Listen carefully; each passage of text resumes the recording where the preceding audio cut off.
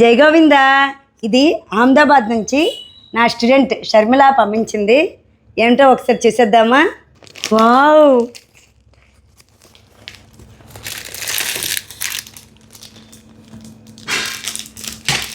కన్నయ్య కోసం చాలా ఆర్నమెంట్స్ పంపిస్తూ ఉంటుంది.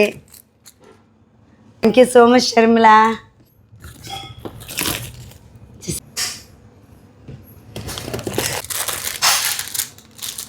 బర్త్డే డ్రెస్సెస్ ఉండాలి కదా.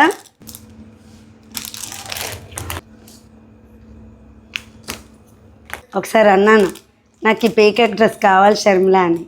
ఓకే మాతాజీ, పంపిస్తాను.